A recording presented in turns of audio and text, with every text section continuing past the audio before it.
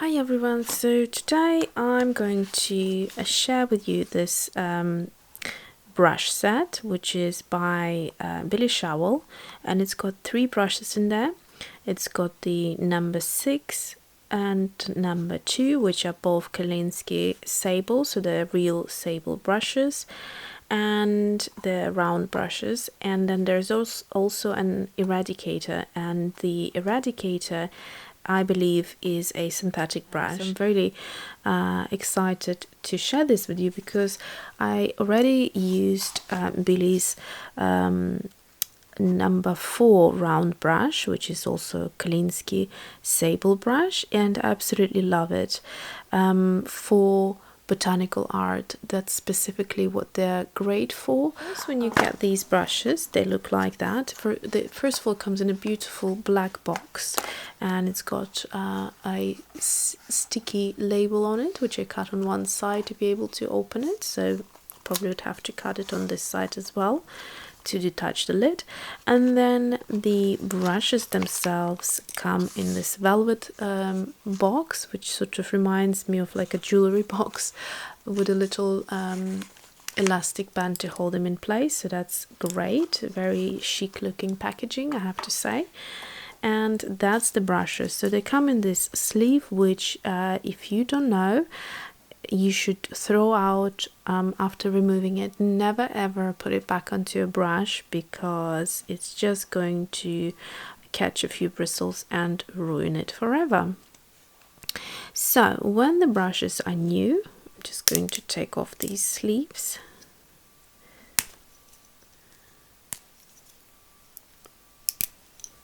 They look like this because they have been dabbed in some solution, which helps the bristles to stick together, and so it makes the brush slightly harder to touch, and you have to swirl around in a jar of water to release that solution before you start painting.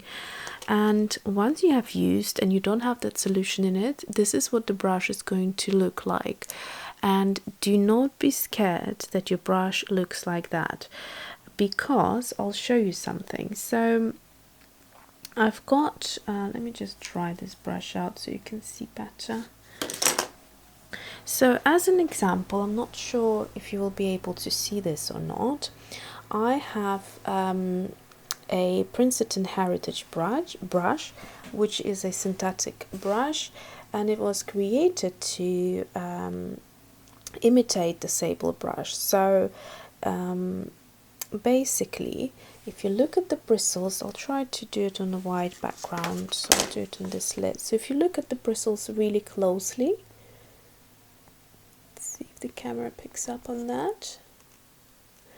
Hopefully you can see that at the very tip the bristles are already kind of bent, and they don't look straight. I hope you can see right here. So that means the brush is already quite worn, and although it's a small brush, a size 3, it should give you, when it's new, a very fine point and fine line. You won't be able to get that once it's worn. However, when you look at this brush, watch what happens if I put it in some water. Now look what happened. So it looks completely fine, and actually more than fine. The tip of it is very fresh and pointy. There is nothing sticking out. So that's the difference between a Sable brush and a synthetic brush. So today I want to just swatch out these 3 brushes, and because I'm at it, I'm going to add the 4th one as well, just in case you are. Okay, so all this time I was talking to the camera thinking that I was recording the process of softening the brushes and removing that solution, but it looks like that footage was not recorded. So basically, to do that, all I did is just swirled the brush in the water, and then on the side of the jar I just gently tapped it like that without forcing it or applying too much pressure. And then once I saw that the solution is out and the brush is becoming softer, then that's when you're done. So I'm going to use the red, the Pyrrole Scarlet from Daniel Smith from this palette that I have here. And I will start with the size 4 brush, which is not included in this set, but I do want to swatch it for you so you can see the difference. So I'm going to start off by gently rotating my brush in the watercolor and making sure I've got plenty of water here, which is what will happen with the real Sable brush. As you can see, it has a lovely belly to it compared to synthetic, and it holds a lot more water. So I'm going to start by just doing some lines and trying to get fine lines. You can get fine lines when you don't have that much water in there, by the way. It's loaded with water, so it's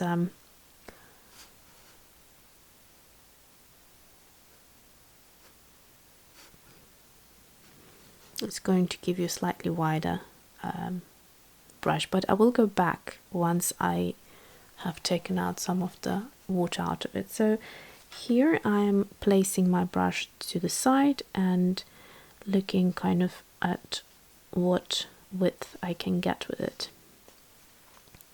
So at this point you can see the water is starting to reduce, and let's see, do you see how much fine I can now go? Very, very fine. So this is the brush that I actually painted both of my botanical illustrations. So the artichoke and the rose paintings, both from Billy Showell's books, I have done using just this one brush. I didn't use any other brushes for finer detail or for bigger detail or for bigger washes. So it's a great all-rounder, I find. So number 4 for me is a good brush, but because I love it so much, I decided to invest into a few more. Okay, so I'm going to try and attempt a wet and wet right here.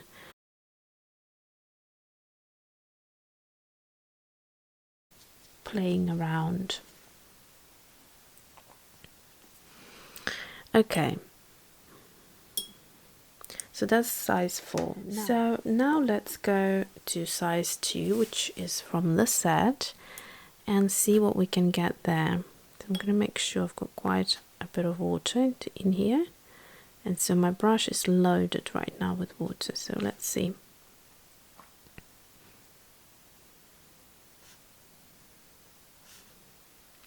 So yeah, the line is definitely slightly thinner than the one above, and then on the side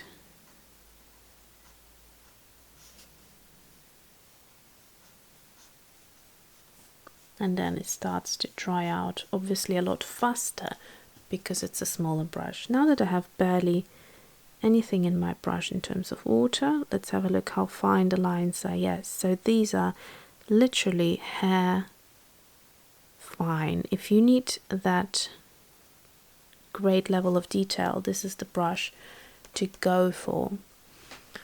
Let me just zoom in so you can see better.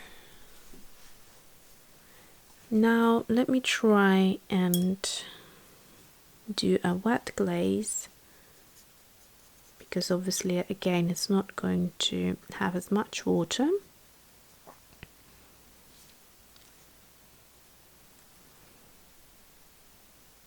And it won't have as much pigment there.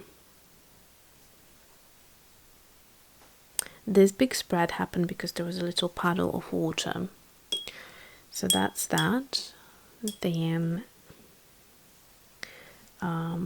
let's maybe try this.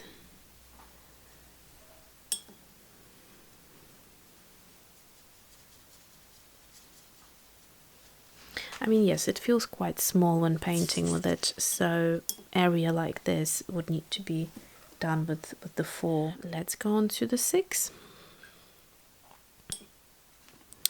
So the 6 is a nice size for bigger paintings.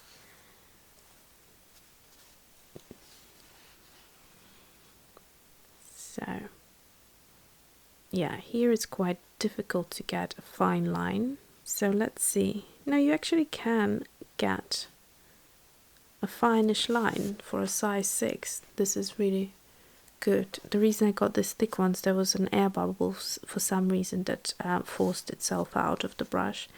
So now I'm just going to go on the side, and it should have a lot more moisture than this brush. And now let's see if I can get that fine line. Yeah. So that's the beauty with Sable brushes. Okay, so unfortunately I had to stop there. So probably there is not much, or the water would have dried out a little bit. So you could see how fine the line still is. And yeah, you know, for a size 6, you can see how beautifully pointy the point is. Okay, now let's do wet glazing, and that's going to be a lot of water here. So it's literally puddling up. So you'll have to mop up quite a bit, like so. And the other thing I love about Sable brushes is how they mop up. The synthetic brushes just don't have that ability. And then I'm going to go into the watercolor, and let's see.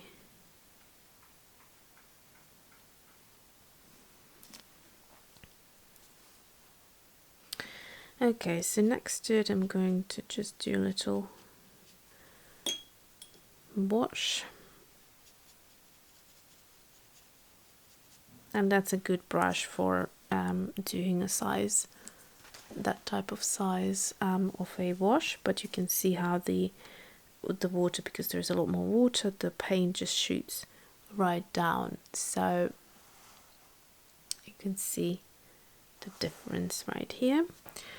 And now I'm going to actually try the Eradicator because I'm really excited. So I'm going to wet the Eradicator, and what it's supposed to do is, it's a very flat brush. I hope you can, I'm just trying to see where I can show you. So if I turn it, you can see it's a very pointy flat brush, and it has nice sort of shape to it. So what Billy does a lot, she uses this Eradicator to soften the edges. Now that worked really nicely.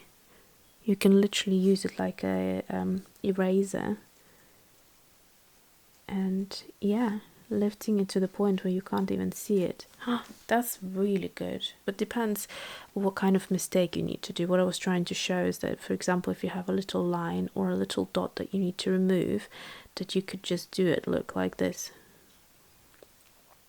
I hope you can see it. I'm just going to zoom in a little bit more. Saying, if you have imagined a spot or made a little mistake, you just wiggle this brush on one spot, and you can then just remove that very well. And the best thing that I was really happy to see is this area. You could see I just basically erased this corner, and it just completely removed it. And if you go, for example, out of a line, you can easily correct that. So let me just do it here again. Imagine I just want to remove this area, and there you go, very neatly. And then I just go like that, and it's like there was nothing there before. So very good brush. I'm very happy about this. I think this is a brilliant idea that Billy came up with. I never came across this type of a brush. So that is it. Let me just zoom out so you can see again. So And the top is the size 4, size 2, and then size 6.